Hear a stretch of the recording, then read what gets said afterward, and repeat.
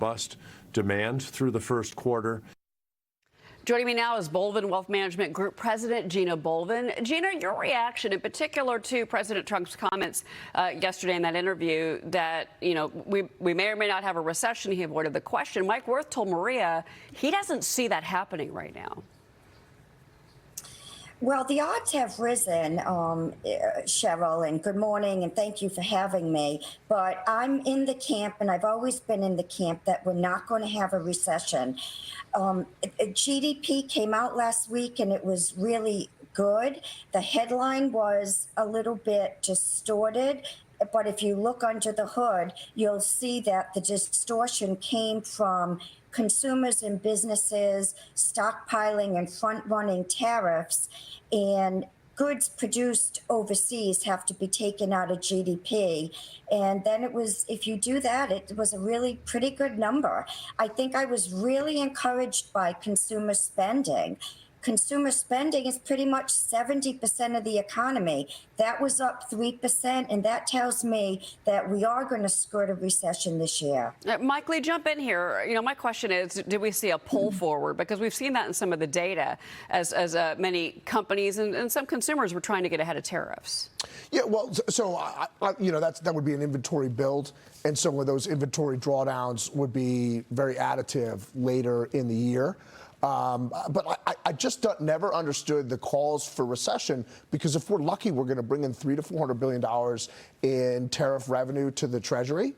Okay, but you're going to get it back in the reduction in gas prices as well as deregulation. So the math never really made sense to me. And I think from here, you're only going to get positive trade news. Obviously, Netflix is down today on this box office stuff, on this Hollywood stuff. But I seem to think all the technical indicators, all the historic factors, I think a bottom is in. I think, Gina, I saw that in your notes as well. Yep. Yeah, I do. I think that a bottom is in, but I do think we could be range bound short term, but the long term trend is up. 80% of the time we do retest the lows, and we're at resistance with the S&P 500 at about 5,700. A lot of the good news is out, Mike, right? I mean, earnings season has been better than expected. GDP is better than expected. We're at 4-year lows on inflation. That's good news. And let's talk about Friday's jobs report, which was really blockbuster. The U.S.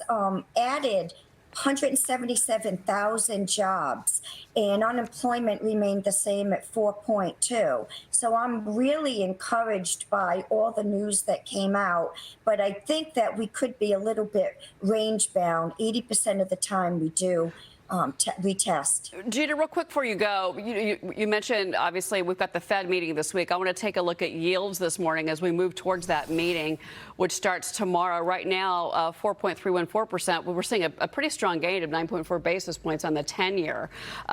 Jay Powell basically, sounds like he'll make his decision officially on Wednesday. But the commentary we've gotten from him and other Fed officials so far is that they see no reason to lower rates, as President Trump has asked for. And to be clear, that jobs report on Friday basically kind of reinforces the thinking we're not going to get any type of move on rates.